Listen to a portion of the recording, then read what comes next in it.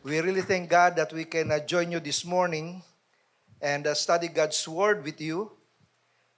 Alam po natin na katatapos lang po ng month of January.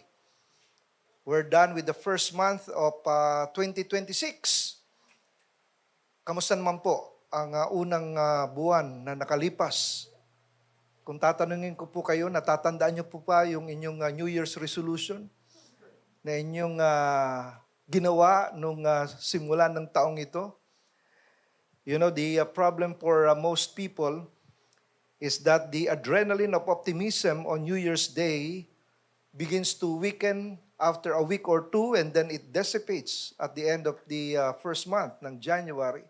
Kaya itong month na to, itong February, I don't know kung marirecall nyo pa yung ginawa nyong resolution. But friends, let me remind you of what the Bible says here in Proverbs 17 verse 24. Basahin po natin lahat. Ready? Read. But a fool starts off in many directions. Tingnan niyo po na mabuti yung first half po niyan. An intelligent person aims at wise actions. That means we need to have a goal. We need to have an objective. We need to have an aim or a target. You know, we cannot just walk into 2026 and hope that things will get better without any plan. Kagaya nga ng kasabihan, if you fail to plan, you plan to fail. Di po ba? And so, meron pa po tayong 11 months na kailangan po natin bunuin this year. Kaya, kung i-consider po natin yung mga nangyayari sa mundo ngayon, from local, on that side, papunta po sa international, abay masasabi po natin, we are living in tough times, turbulent po itong mga panahon na to. It's a time of crisis at yung mga kaguluhan sa iba-ibang countries. Kagaya na rin po sa ating tension that's going on in South China Sea, kung saan po tayo involved. Kaya mga kapatid, we know that society is breaking down, marriages are breaking up, immorality is breaking out, criminals are breaking in, the economy is breaking bad, and the world is just breaking apart. Kaya marami po sa isipan ng mga tao sa kaguluhang mga nangyayari, ang tanong po nila, ito na ba ang mga sinyales na malapit nang bumalik si Jesus? Mga kapatid, dito po sa Biblia, meron pong tatlong prophecies before He comes back. Meron pong prophecies regarding the church, prophecies regarding the world, and prophecies regarding Israel. Ang gusto ko pong tutukan natin ngayong umagang ito is the prophecies regarding the church. Si Apostle Paul po wrote to the Christians in Thessalonica, at ito po ang sabi niya, don't let anyone deceive you in any way, for that day will not come. Ano yung that day na yan? That refers to the second coming of the Lord Jesus Christ. That day will not come until, yan pong conjunction na until, napaka-importante po niyan, until the rebellion occurs. Ibig sabihin, bago bumalik si Kristo, magkakaroon po ng rebellion. Yung word po na rebellion came from the word apostasia, kung saan po hango ang ating English word na apostasy, which means the falling away.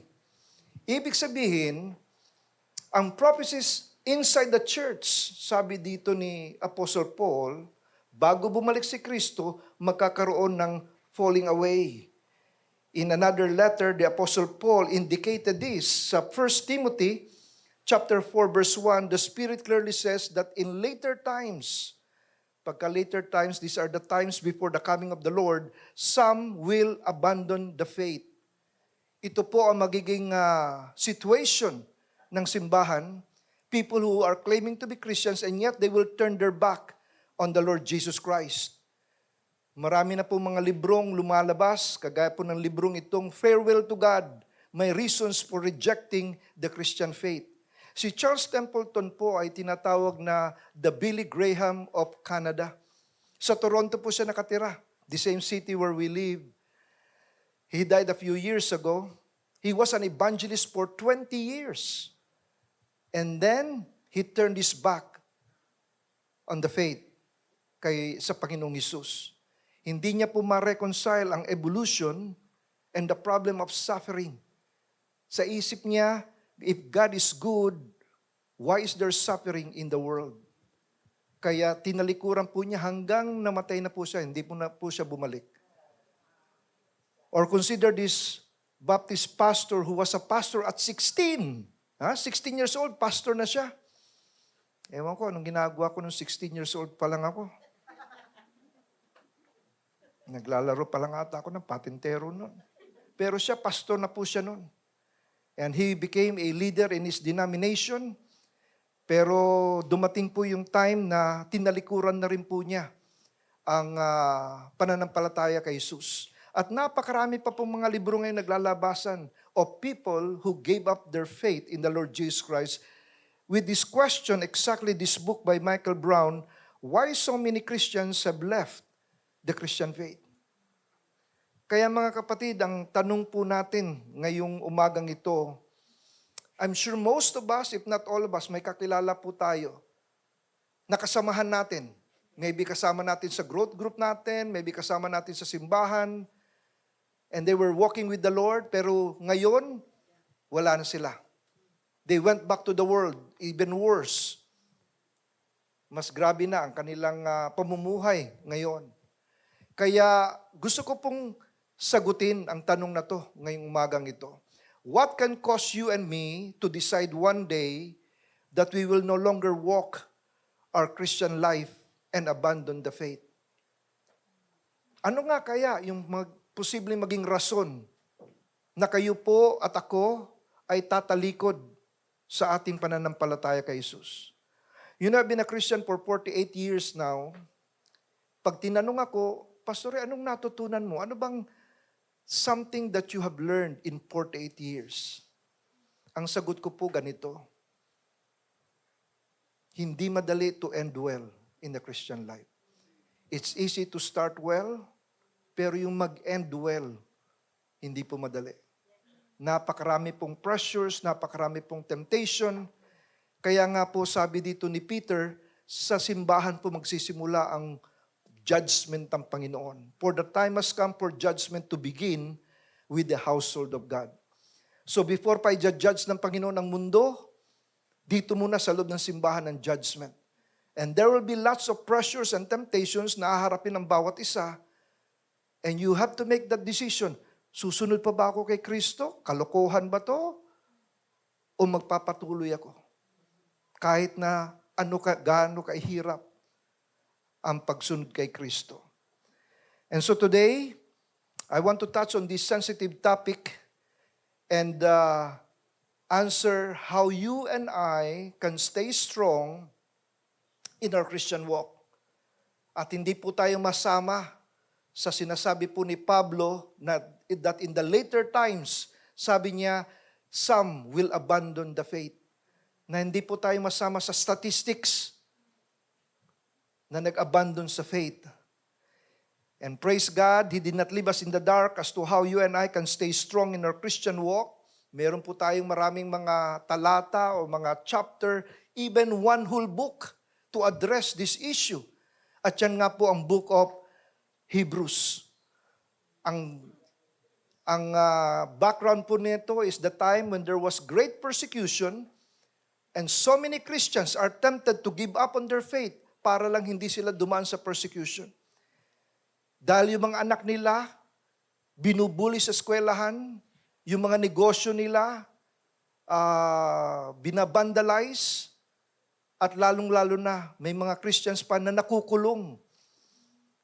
And for some people, they would rather give up on Christ kesa sa maghirap sila dito sa mundo. Kaya kapatid, dito po sa last chapter ng Hebrews, chapter 13, the first 8 verses, 5 bagay po ang kailangan natin i-pursue if we are to remain strong in our Christian walk. 5 bagay po ang tututukan natin. Pili lang po kayo ng isa na talagang palagay nyo ito ang isang bagay na kailangan nyong baguhin sa 2026. I have entitled this sermon, Staying Strong in Our Christian Walk. Manalangin po tayo. Almighty God, we are so much aware of your presence in our midst. We are dependent on your Holy Spirit na maliwanagan po ang mga bagay na aming pag-aaralan. Lord, we pray right now na tanggalin niyo po ang anumang hindrance sa aming isipan, sa aming puso, even yung pagkapagod, yung pagkaantok. Lord, para bawat isa po sa amin, Panginoon, ay aalis sa lugar na to na meron po kaming natutunan mula sa inyo na magbabago po sa buhay namin for the rest of 2026. This is our prayer in Jesus' name, and God's people say, Amen. You know, the last warning the Apostle Paul gave before he was beheaded, yung huling-huling sulat niya po sa kanyang disipulo na si Timothy, sabi po niya, you may as well know this to Timothy that in the last days, it is going to be very difficult to be a Christian. Yan po ba ang experience natin? Very difficult po ba para sa inyo? Nararamdaman ko po yan. Napakahirap po na maging Kristiyano. Lalo na ngayon sa Canada, marami po kaming mga hinaharap na mga problema as Christians na supported po ng liberal na gobyerno namin. Hindi po madali maging Kristiyano in these last days. Ito po ang pinaka-honest po and accurate forecast that you can get as to how things will be before Jesus Christ comes back. Things will go from bad to worse before it gets better. Kaya kapatid, ang tanong natin, how then should you and I live in times like this? What goals do we need to pursue so we can remain strong in our Christian walk? Sabi po natin, 5 bagay po. 5 essentials to help us stay strong in our Christian walk. The first pursuit po, mapabasa po natin sa first 3 verses ng Hebrews chapter 13. Tayo pong lahat, basahin po natin to all together. Ready, read. As brothers and sisters, do not forget to show hospitality to strangers, for by so doing, some people have shown hospitality to angels without knowing it. Continue to remember those in prison as if you were together with them in prison, and those who are mistreated as if you yourselves were suffering. Ang una po nating ipupursue, if we are to stay strong in our Christian walk, is ito pong, I will concern myself with loving people. I will concern myself with loving people. You know, the Lord Jesus Christ Himself, sabi niya, the number 1 evidence o palatandaan ng isang tao ay Kristiyano ay hindi po dahil siya ay nagsisimba. Although importante ang pagsisimba po. Hindi po dahil siya ay nag-speak in tongues o anumang mga gifting meron siya. Kapatid, ang sabi po ni Kristo, by this all men will know that you're my disciples if you love one another.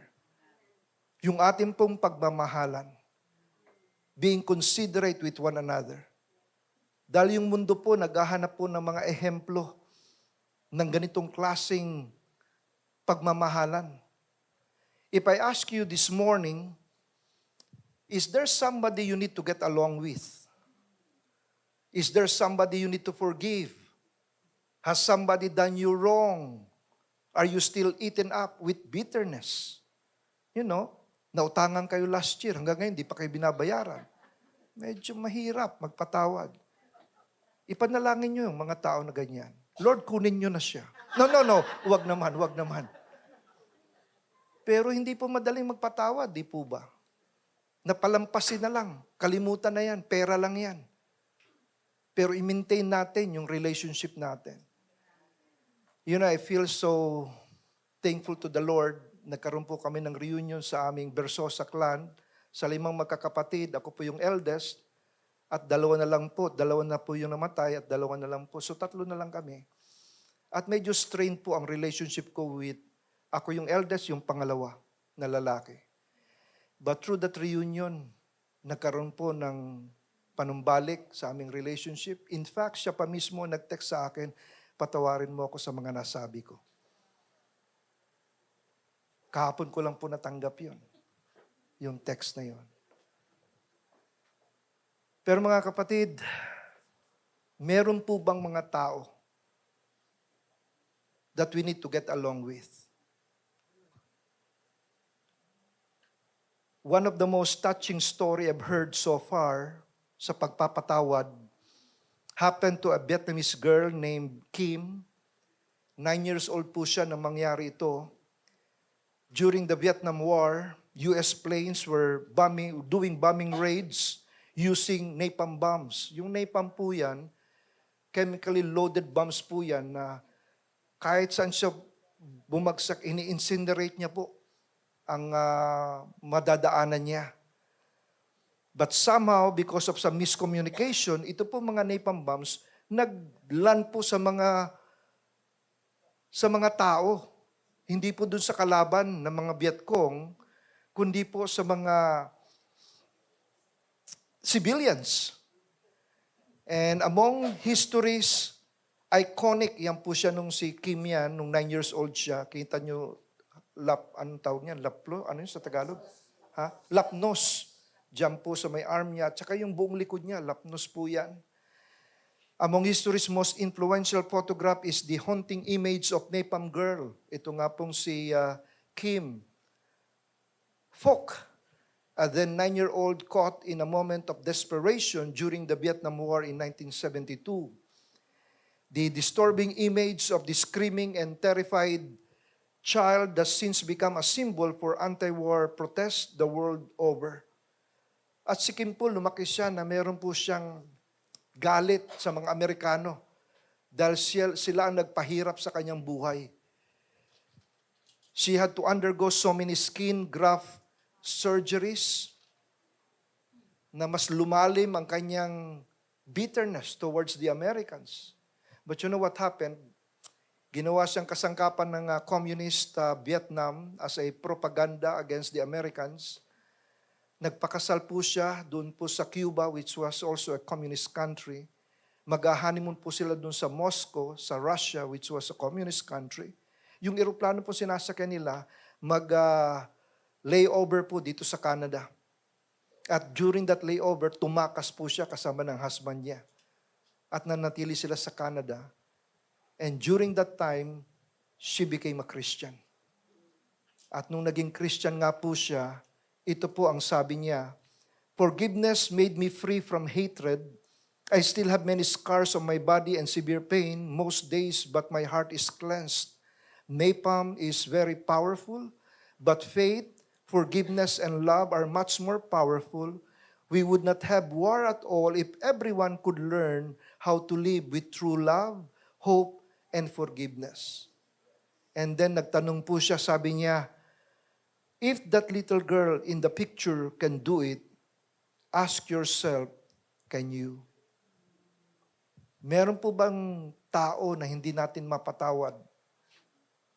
Meron po bang mga pangyayari sa buhay natin na nagbigay ng bitterness? Sana kung hindi nangyari ito, hindi sana ganito ang buhay ko. Sana kung naging maayos lang ang tatay ko o yung nanay ko o anumang mga situation na blame natin and we allow that bitterness to take root. Mga kapatid, yan po ang mga bagay na kailangan natin tanggalin sa buhay natin. Nandun po ako sa Toronto nung nag-share po si Sister Kim. Yan na po siya.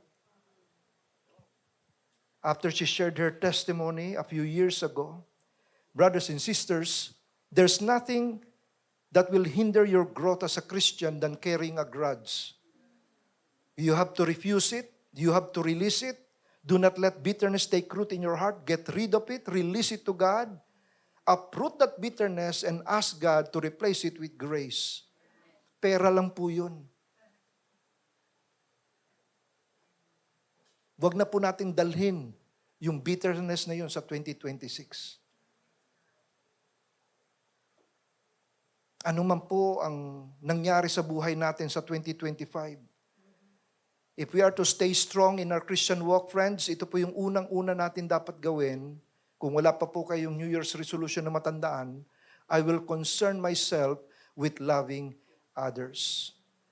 Ang pangalawa pong pursuit, sabi po rito, basahin natin sa verse 4. All together now, ready, read.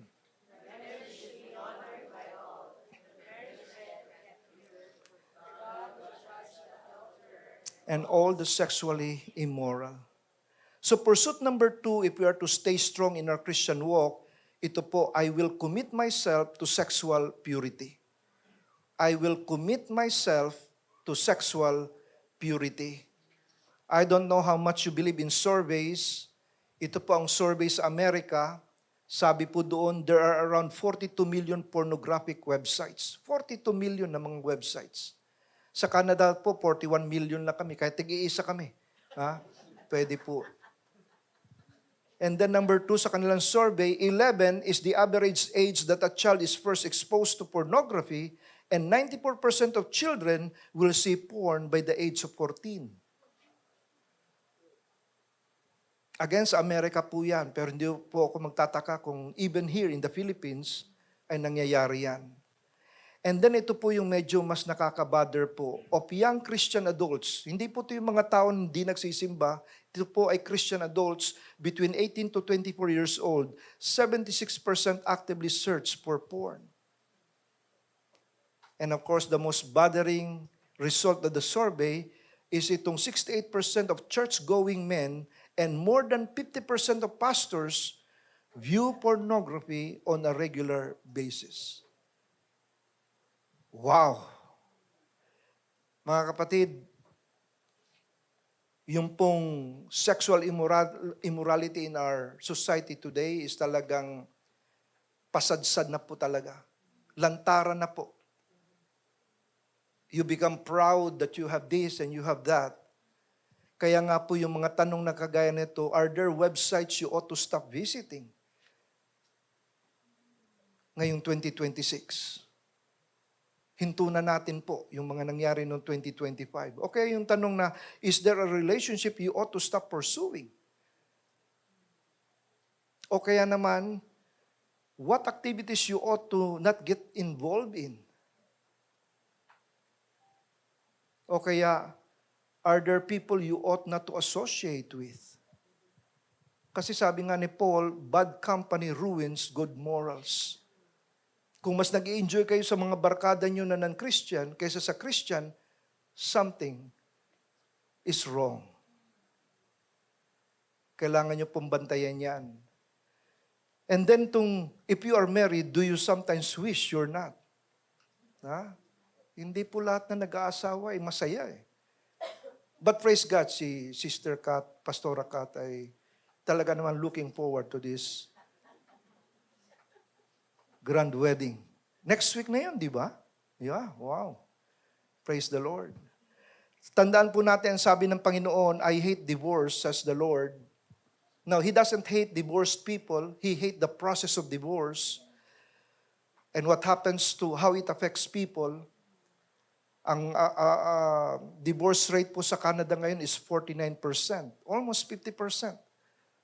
Half of those getting married will end up in divorce. And then yung tanong na yan, are you sharing intimate thoughts with someone other than your spouse? O kaya, are you connecting with someone on Facebook or other platforms that your spouse is not aware of? And then of course, are you involved in activities that sexually arouses you with someone you are not married to? Kaya mga kapatid, dito po, marami po mga examples na nakikita natin. I shared this last year. Kagaya po ni Samson, he started good, started well. Sa sinapupunan pa lang po, blessed na siya, anointed na siya. Again, as I've said, it's easier to start well, pero yung mag-end well, yung po ang pinakamahirap. At alam po natin na Samson became a man with hormones niya, hindi niya makontrol.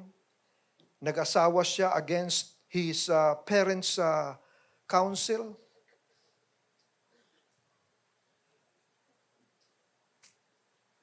And then of course, yung last tango niya was with Delilah that almost ruined his own life. But finally, that was the last tango. Yung pong Samson na pangalan ay Bright. Pero he ended his life in darkness. Tinanggalan po siya ng mata. ng mga Philistines. And kaya nga po yan, wala na po siya diyang sight, the Heman with a she weakness. Another vicious example here, vicious trap of uncontrollable sexual desire is ito nga pong si Solomon.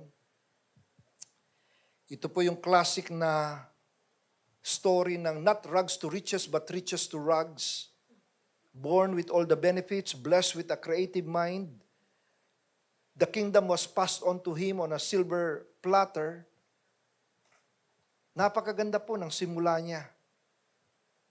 But as we read in our Bible, he drifted, he finally backslides, and the first sign of erosion was when he made a political alliance with Egypt, with Pharaoh, and then married his daughter. And after that, it was a marriage of expedience, not obedience.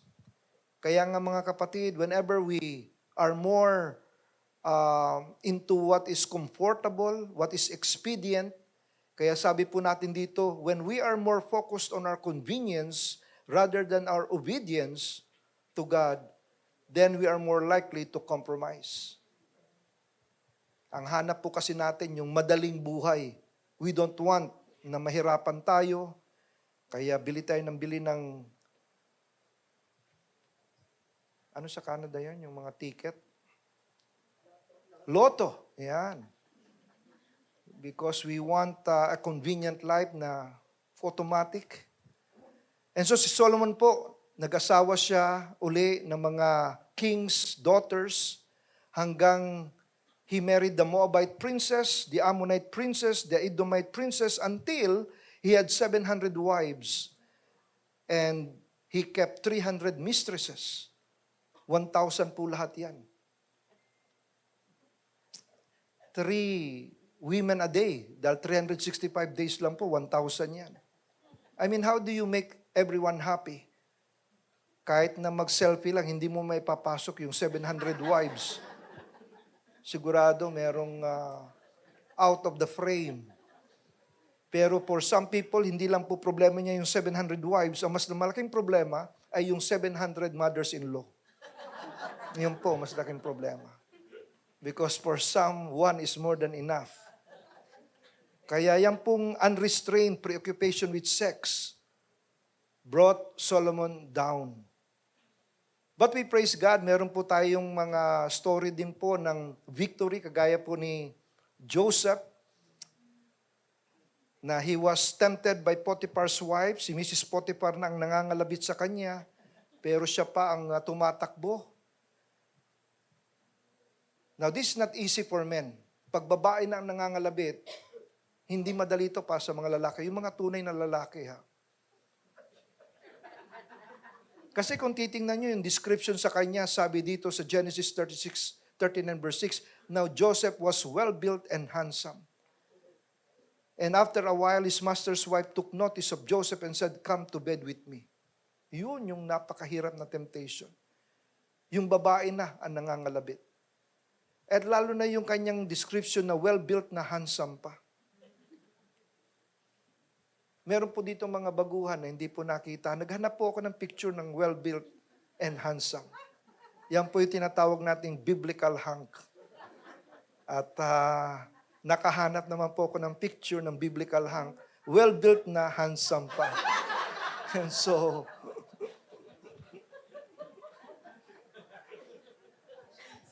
pero mga kapatid, seriously, it was Mrs. Potiphar who said, come to bed with me.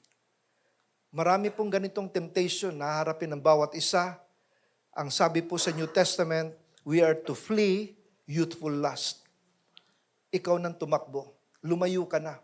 Don't argue with lust. Huwag mong isipin, kaya ko to. Elder ako sa simbahan. Hindi mo kakayanin yan, kapatid. If you argue with lust, hindi mo kakayanin yan. Huwag mo isipin, ay, Kristiyano ako, matagal na marami akong verses na memorize. Kakayanin ko to. Oh Lord, naghubad na, hindi ko na kaya. Wala na. You don't argue with lust. Kaya nga, if we are to stay strong in our Christian walk, yan po yung pangalawang commitment dito. I will commit myself to sexual purity. Again, pili lang kayo ng isa po. Ano yung nauna dito? I will concern myself with loving others. Ito pong pangalawa is I will commit myself to sexual purity. Yung pangatlo po, mababasa po sa verse 5. Basahin po natin lahat. Ready? Read.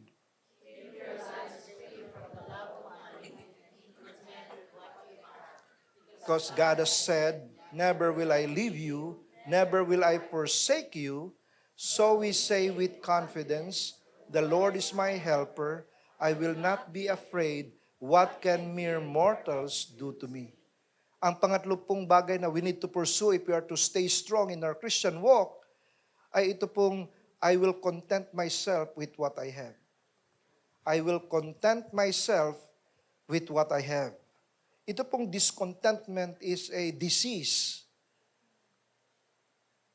It takes away our joy, it takes away our peace. And what is contentment?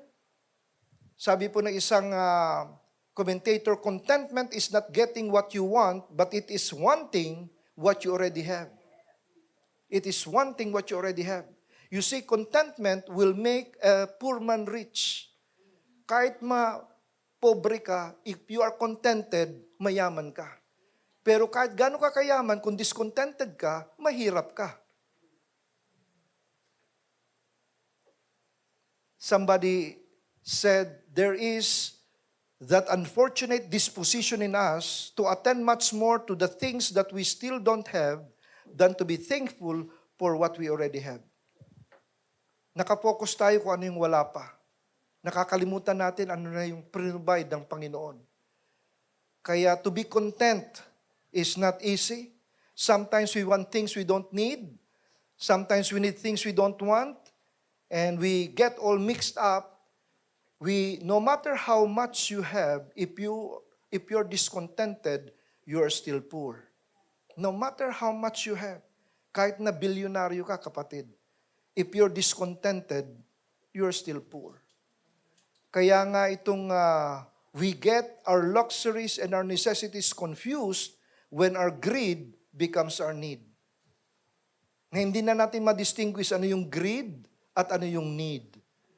Kaya nga po si Apostle Paul, ito po ang warning niya kay Timothy, na pastor po dun sa Ephesus. Sabi niya, those who want to get rich fall into temptation and are trapped and into many foolish and harmful desires that plunge people into ruin and destruction. Those who want to get rich fall into temptation. Now friends, huwag niyo pong i-misunderstand to. There's nothing wrong with being rich. Kung blines po kayo ng Panginoon, marami pong mga biblical characters na mayayaman. Si Abraham was a rich man, businessman. Obviously, si Joseph occupies a position of power in Egypt. He must be a rich man as well. Pero ito pong sabi ni Paul na warning niya na one reason why people will turn their back on the Lord Jesus Christ in the last days, sabi niya, for the love of money is the root of all kinds of evil. Some people eager for money have wandered from the faith. Yan ang isang magiging reason. Pera. Na sila ay hihinto na. Kalokohan. Magta-tithes and offering, pinaghirapan ko tong perang to. Minsan ganun yung iniisip natin. Without even thinking na yung strength natin galing sa Panginoon. Yung wisdom natin galing sa Panginoon, lahat yan. Kung hindi dahil sa Panginoon, hindi tayo makapagbigay. Kaya yung offering natin, response lang po yan out of our gratitude of our hearts to God's grace toward us. Ito nga rin po yung conclusion ni Solomon. Sabi niya, Ecclesiastes 5:10, whoever loves money never has enough. Whoever loves wealth is never satisfied with their income. This too is meaningless. Kaya yung pong linya na yan, whoever loves money never has enough. Instead of loving God, instead of loving people, mas mahal po natin yung pera. Kapatid, yan po magiging ugat kung bakit po tayo tatalikod sa Panginoon. And of course, the Lord Jesus Christ gave us the reason why money and material things cannot satisfy us. Sabi po ni Kristo dito sa Luke 12:15, basahin natin lahat. Ready, read? Life does not consist in an abundance of possessions.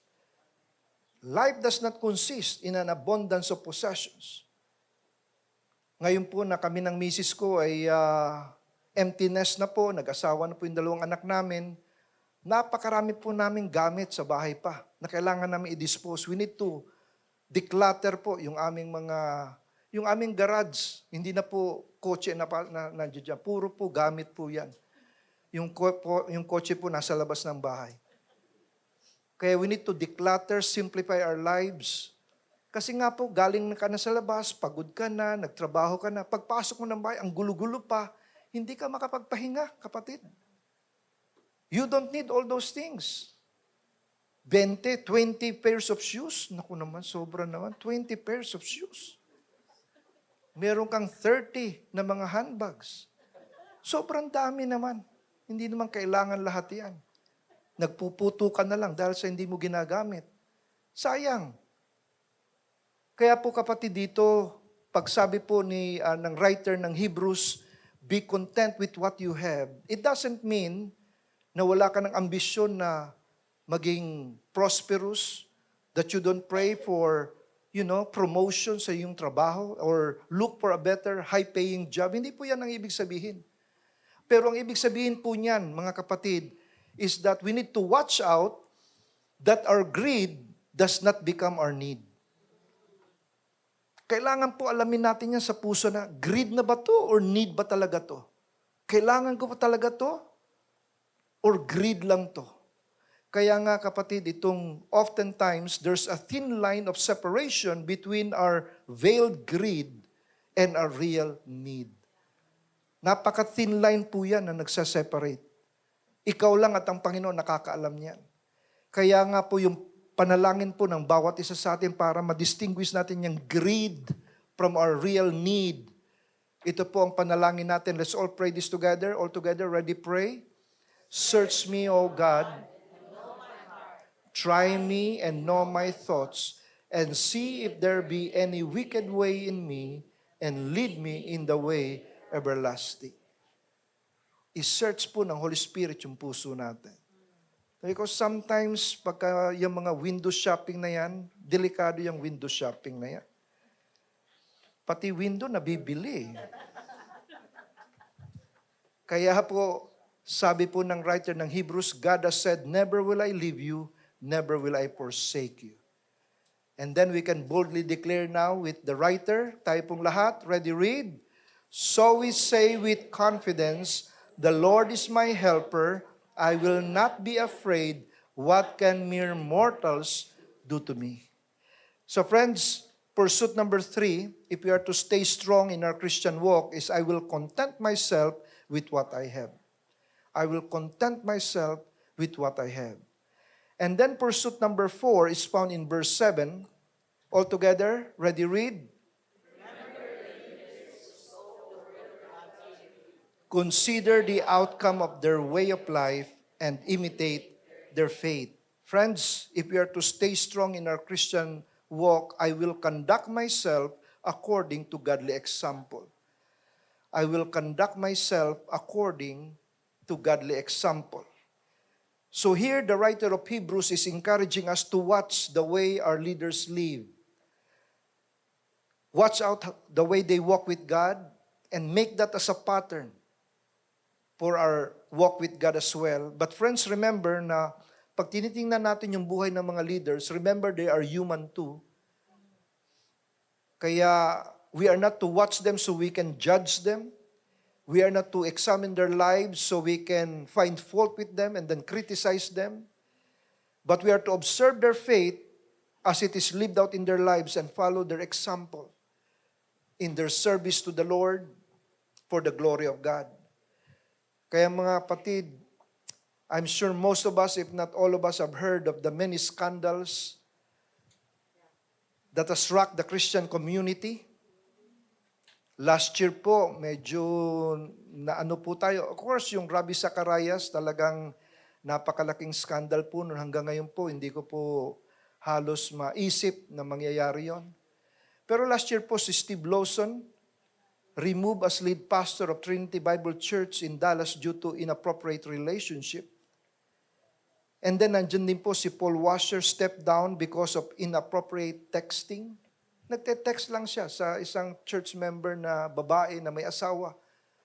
Pero yung kanilang text messages medyo borders on hindi na maganda. Kasi pareho silang may asawa. O kaya yung naging accusation kay Michael Brown for inappropriate touching. Sa kanyang organization. May mga babae doon na sekretary niya na mahampas niya yung puwet. Oh, come on, do a good job. Inappropriate touching na. And then of course, late last year, eto nga po, ang isang author na si Philip Yancey confesses to an affair for 8 years with a married woman. Marami po siyang mga libro na naging very impactful sa Christian community. So friends, it's true, it's sad, but it's true, na even inside the church, medyo kulang po tayo sa integrity. Yan po isang bagay na kailangan po natin tingnan sa buhay ng leaders natin at sa ating sariling buhay. And that's why the writer of Hebrews said, consider the outcome of their way of life and imitate their faith. Pagka sinabi pong imitate their faith in one word, yan po ang sinasabi nating integrity. Ano pong ibig sabihin ng integrity? Someone defined integrity this way, it's what you do when no one else is watching. Pag mag-isa ka lang sa kwarto, mga websites na pinupuntahan mo, when nobody's watching, pag naglakad ka mamaya after ng service natin, may nakita kang 100 pesos. Tapos itataso, oy, kanino to? Bumagsak ata to, 100 pesos. Ba, okay. Pero kung 1,000 yun, ibang usapan na yan, kapatid. Ang tawag dyan ay answered prayer. Okay, ang tawag dyan ay blessing in disguise. So, hanggang saan ba talaga yung ating integrity? But the definition ni Ted Engstrom, sabi niya, is doing what you said you would do. Being a man or woman of your word. Pag sinabi mong babayaran kita next week, pagdating ng next week talagang babayaran mo siya, kapatid. Yan ang integrity. Now, kung hindi ka man makapagbayad, tatawagan mo siya, uunahan mo siya, Brad, sorry, talagang hindi ko makakaya ng bayaran ka this week. Yan, integrity pa rin yan, kapatid. Pero pag ikaw na ang i-reprimand, sabi mo next week ka, ba't hanggang ngayon wala? Ikaw pang tinawagan, doon na problema. Wala kang integrity. Kaya ito pong definition na to is one that I really like, is the consistent practice of the truth in any situation and at any cost. The consistent practice of the truth in any situation and at any cost. Most of you are not aware na I grew up na medyo wala pong, may question po yung integrity sa bahay namin. Yung father ko po, not to dishonor him, pero nangyari naman po na nagtatrabaho siya sa COA. Alam niyo yung COA? Yung COA ng COA. Natatandaan ko nung ako po ay mga 9 or 10 years old, pinapapirma ako ng daddy ko ng mga documents, pinapapirmahan sa akin. Ano kaya mga documents to na ako ang pipirma? Meron po mga falsification po na nangyayari. At yan pong mga pandaraya ay kinalakihan ko po yan. Kaya nga po in high school, para po mapasaya ko yung aking nanay, she would be very happy if I graduate with honors. Napakahirap po magkaroon na maging part ng honor roll nung high school. Section 1 po kasi kami. Pero dinaan po natin sa pandaraya. Master po natin yung mga kodigo. At nagkaroon po kami ng cheating organization sa classroom namin. Tinawag naming Mafia, M-A-F-I-A.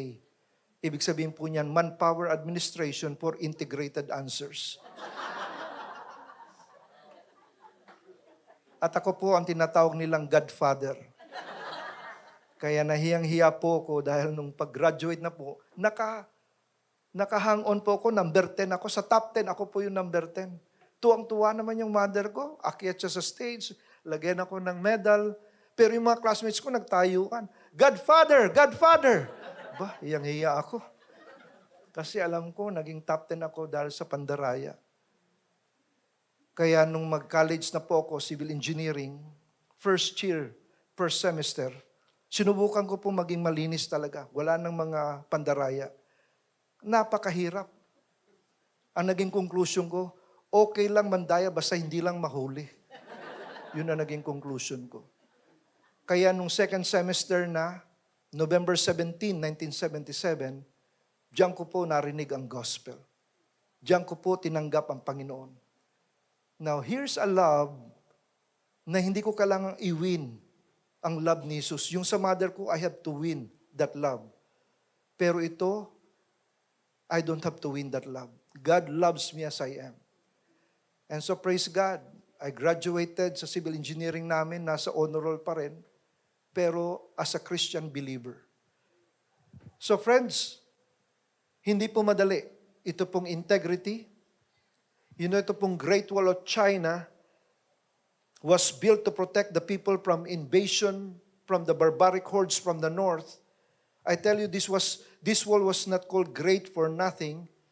Tingnan niyo po yung kanyang immense size, 9 meters high, 6 meters wide, and it's solid inside. And then get this, it stretches a rugged terrain over hills and valleys for 2,000 miles. Pinoprotektahan niya po yung Beijing na yon, yung dot na itim.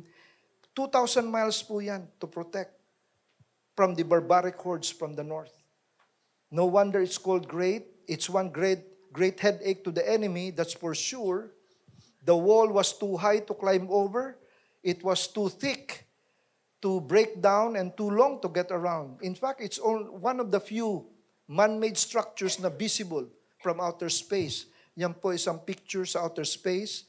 And here's another one. Pag tama po yung sikat ng araw, you can trace the Great Wall of China. Kaya ang tanong po dito, kapatid, with all the sweat, blood, and tears put into the building of this wall, did it accomplish what it's supposed to accomplish? Now, that's the great heartache because in the first 100 years of the existence of this Great Wall of China, it was invaded 3 times. Anong nangyari? Well, the invaders simply bribed the gatekeepers and then marched right in through the gate with no sweat, blood, and tears. You see, the flaw or the fatal flaw in the Chinese defense was placing too much reliance on the integrity of the wall rather than building integrity in the hearts of the gatekeepers. Integrity, kapatid, isa po sa napakahirap na i-develop sa sarili natin. But sabi po ng writer ng Hebrews, imitate their faith. Now, I want you to notice something here and we're about to end. Sa una po, nung sinulat ito, wala pong mga verse divisions, wala pong verse 7, wala pong verse 8. It's a continuous flow. After niya pong sabing, imitate their faith, sabi niya, Jesus Christ is the same yesterday, today, and forever. Bakit niya po sinabing imitate their faith, tapos dinugtungan niya agad ng Jesus Christ is the same yesterday, today, and forever? Dahil po during that time ng persecution, there were pastors who failed in their faith. Tumalikod po sila sa Panginoon. Because of the circumstances at that time, na bago po ang kanilang pananampalataya. Kaya dinugtungan agad ng writer, pero okay lang. Kung magbago ang leaders natin, remember, Jesus Christ is the same yesterday, today, and forever. Kaya kapatid, yan po ang assurance natin. Yes, leaders may fail. Lahat po kaming mga leaders, we will disappoint you at one point in our lives. Hindi po kami perfect. Marami po rin kaming kakulangan. But remember, our sight, i-fix po natin kay Jesus because Jesus Christ is the same yesterday, today, and forever. Kaya po yung last pursuit natin, pursuit number 5 is, I will consecrate myself to be intimate with Christ. I will consecrate myself to be intimate with Christ. Sabi na po natin na marami pong pumalpak na mga pastors, mga allegations of sexual misconduct. Pero ang sabi po ng writer ng Hebrews, all these pastors may fail, but remember, Jesus Christ is the same yesterday, today, and forever.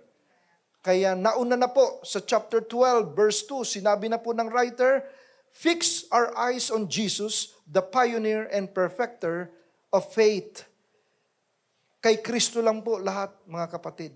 Brothers and sisters, it's all about Jesus.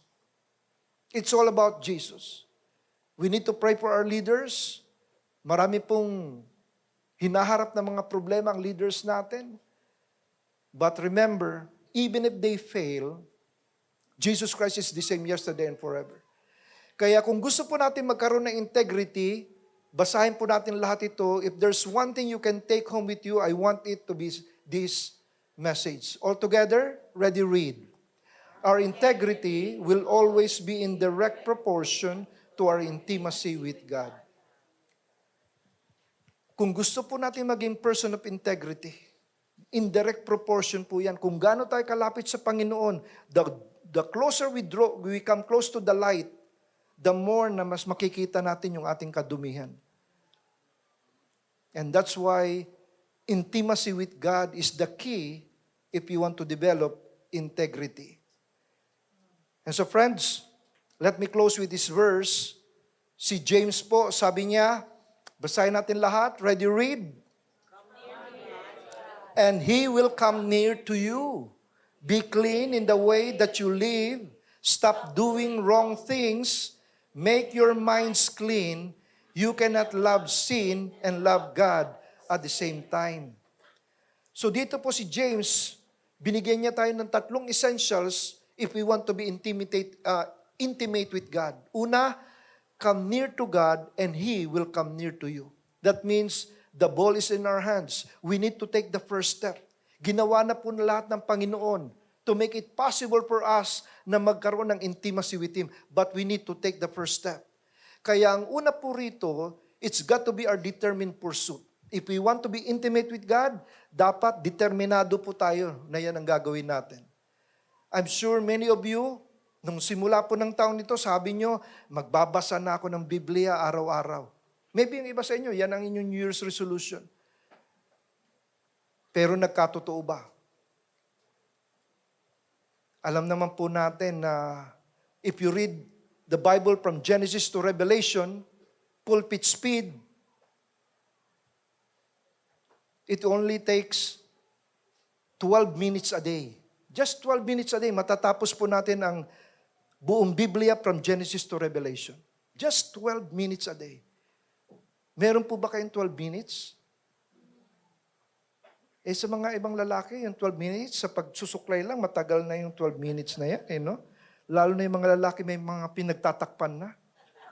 Ako medyo may pinagtatakpan na ako dito. Sa mga babae yan, 12 minutes, 1 kilay pa lang yan.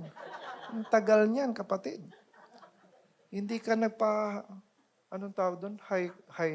Hydro. Okay. And then sabi ni James, hindi lang determined pursuit natin, there must be decisive purity. If you want to be intimate with God, sabi ni James, be clean in the way that you live. Stop doing wrong things. Alam mo nang mali, tapos ginawa mo pa rin. Alam mo nang hindi dapat gawin. Hindi naman sa iyong kotse yan, tapos drive mo nang wala kang paalam. Make your minds clean, sabi ni James.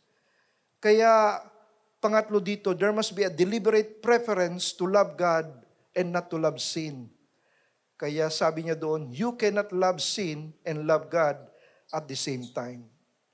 Kaya kapatid, yan po, if we want to be intimate with God, God has already, natatanda nyo yung when He tore the curtain sa Holy of Holies, dividing the Holy of Holies and the Holy Place. So now we have direct access to God through the Lord Jesus Christ who is our High Priest. Kaya nga po, the ball is now in our hands. How intimate you are with God is nakadepende po if you're taking that step. And that's why it's got to be our determined pursuit. There's got to be a decisive purity. And then there must be deliberate preference to love God and not to love sin. Brothers and sisters, if we are to stay strong in our Christian walk, 5 bagay po ang sinabi ng writer ng Hebrews. Number 1, I will consecrate, ito yung isa pala, yung number 5, I will consecrate myself to be intimate with Christ. And brothers and sisters, a lot of times God would speak through His Word. If we are intimate with Him, as I shared last year, I was diagnosed with prostate cancer noong 2023, January. At sabi nga po ng doktor na 2 to 3 years na lang daw ang tatagal ng buhay ko dahil nag-metastasize na to the bone. Kaya kung magpapakimo ako, baka ma-extend pa yung buhay ko ng 2 to 3 more years. Nandun nga kami sa clinic, si Judy, umiiyak na siya doon. Nung marinig niya 2 to 3 years na lang ang tatagal ng buhay ko. I can understand, mahirap maghanap ng biblical hunk. Pero kapatid, when I asked my oncologist, Doc, kung magpapakimo ba ako, can I still travel? Kasi yung ministry ko sa lot of traveling. Sabi niya, most likely hindi na. 6 months, lockdown ka sa Canada. And then after chemo, hindi natin alam anong mga organs ang maapektuhan. Kasi double-edged sword yung chemotherapy na yan. Kaya talagang 2 to 3 years na lang baka ang itatagal ng buhay ko. Last year was my 3rd year. Nung birthday ko po, nung November 20, last year, nag-organize sila Judy and the friends there, doon po sa ating main church sa Brampton, ng isang surprise birthday party. And so when I entered yung venue, doon po sila naghiyawan, happy birthday, surprise nga. And you know, I just imagine na kung nagkatotoo yung sabi ng doktor, 2 to 3 years na lang ako, that year, 2025, they would have been attending my funeral service rather than attending my 65th birthday. Friends, I have nothing against doctors. They mean well, but doctors do not have the last word. Only God has the last word. Kaya kapatid, it's our intimacy with God when God can speak to you. Ito po yung verse na ginamit ng Panginoon, Acts 20:24, which is my lifetime verse. However, I consider my life worth nothing to me. Kung mamatay ako today or 2 to 3 years later, it's worth nothing to me. My only aim is to finish the race and complete the task the Lord Jesus Christ has given me. Kaya kapatid, napaka-importante po ng salita ng Panginoon. Friends, yan po ang latest scan ng aking bone scan. Mahirap pong intindihan yan dahil medical mga terminologies. Pero basically sinasabi po dyan, hindi raw nag-spread ang cancer to the other organs at yung cancer na nag-metastasize sa bone, hindi na po nila ma-detect. Praise God. Nag-shrink and then hindi na nila ma-detect. It has become inactive. Yung aking pong PSA count na nagsimula ng 124.7 noong 2023 January, ngayon po nasa 0.02 na. And so again, praise the Lord. I just want to testify of God's goodness. But friends, ito po ang katanungan natin. If you want to stay strong in our Christian walk, meron pong 5 bagay na pwede po nating tutukan. I will concern myself with loving people. I will commit myself to sexual purity. I will content myself with what I have. I will conduct myself to godly example. And I will consecrate myself to be intimate with Christ.